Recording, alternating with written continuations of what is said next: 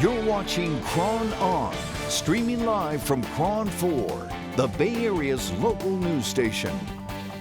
Thanks for joining us here on KRON On at noon. I'm Noelle Bello. Right now, indoor mask mandates are no more in Marin County. The county's new health order just went into effect today, making the county the first in the Bay Area to drop the requirement. KRON On's Charles Clifford joining us now from Marin County. It's a big day for millions of young children across the country.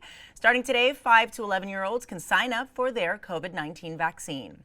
This comes after the CDC approved Pfizer's shot yesterday. KRON On's Charles Clifford joins us from Santa Clara County, where some young, brave minds are rolling up their sleeves. Hey, Charles. This just into the newsroom. The Bay Area Air Quality Management District is extending an air quality advisory through tomorrow. And well, by this live shot, you can see why. This is a look over Walnut Creek right now. You can barely see Highway 680. The district first issued the advisory yesterday because of wildfire smoke. It was originally set to expire at the end of the day today. Clearly, it's been extended, though. More troubling news for Facebook. What's being called the Facebook papers were published just last week, revealing the social media site's inability to moderate content and users who exploit the platform to incite violence. New today, Facebook's own analysis showed that hate speech and violence reports skyrocketed on the site after then President Trump posted a threat against George Floyd protesters in Minneapolis, and Facebook did nothing about it. Joining us now to explain the latest on the fallout is Ian Schur with CNET. Ian, thanks for joining us today. Of course. It appears situations are only getting worse for Facebook. What are the Facebook papers and how did they become public?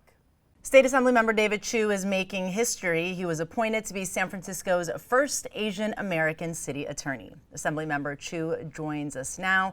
Assemblymember Chu, I just want to start off by saying congratulations on the appointment. Thank you so much. Now, it's been a day since Mayor Breed's announcement. Are you still hyped up, or has the excitement kind of died down a bit? Oh, I'm certainly. In the East Bay, an investigation is underway after an early morning crash involving multiple cars. At least one person is dead. The California Highway Patrol says that the crash occurred shortly before 6 a.m. on southbound 680, just south of the junction there with 580. There were multiple vehicles involved, and we are reaching out to the CHP for more information, and we'll bring them to you as soon as they become available. The now former Giants player Buster Posey has a very special message to fans. The Giants tweeted this two-page letter from Posey that begins, quote, "To the best fans in baseball." In the letter, Posey again cites his family as a reason to retire. He also adds that what baseball means to him, writing, quote, "It is a lot more than just winning or losing a game, although the wins do feel a lot better. It is about time spent with family on countless nights and days pulling for your team, writing the emotions of the highs and lows. It's ultimately about the people who have come along with you for the ride and making great memories together." The 34-year-old catcher announced his retirement on Wednesday after a 12-year career with the Giants. Thank you for joining us for our special celebration of the Asian Pacific American Heritage Month. I'm Will Tran. And I'm Gail Long. The Bay Area is home to the largest Asian population in the continental United States, which also means there are countless stories of diversity, resilience, and triumph. We can't possibly share all of them, but we hope that our conversation over the next half hour will inspire all of us to celebrate and honor Asian American Pacific Islander community.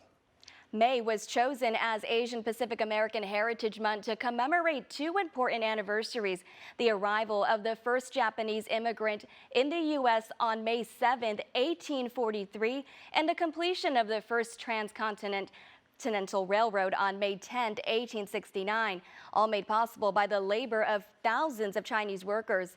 Since then, the month has been about celebrating the achievements and contributions of the AAPI community. But this year, it's happening in the shadows of violent crimes targeting Asians in the Bay Area and across the country. In fact, the National Coalition Addressing Anti-Asian Hate, called Stop AAPI Hate, recorded more than 6,600 hate incidents from mid-March of last year to the end of March of this year.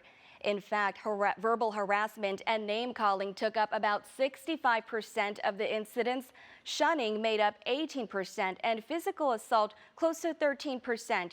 And of the more than 6,600, 2,400 hate incidents were recorded in the first 3 months of this year. As we're coming out of the pandemic, before during quarantine, more of the occurrences of racism were at private businesses, but now it's actually happening more in public sites, sidewalks, parks. So the trend is that as we come out of quarantine, people are interacting more and we're facing more racism in public spaces. Russell Jung is co-chair of Stop AAPI Hate and a professor of Asian American Studies at San Francisco State. He started a coalition to demonstrate that racism is not only widespread, but also deep-rooted, a problem that he says we should keep in mind during this time of celebrations. Asian Pacific Heritage Month involves both acknowledging the long history of racism that we've experienced, but also celebrating our history of resistance, our history and legacy, promoting civil rights, and the long history of activism. So for me, Asian Pacific American Heritage Month is about knowing how Asian Americans do belong to the United States, have shaped the narrative, and will continue to fight for racial justice. Jung says the response to his nonprofit has been overwhelmingly positive, with Asian Americans stepping up to educate and protect each other. It's not just dogs and cats that need a lift. In September, I got to fly with an animal I never carried before, an adorable little goat.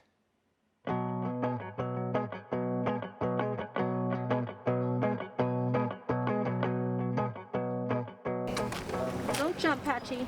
I met the Upton family in the parking lot of the Whiteman Airport in Los Angeles with their little goat, Patches. That is our show, and remember, saving one dog or cat or any animal may not change the world, but it will change that animal's world for the better. Thanks for watching.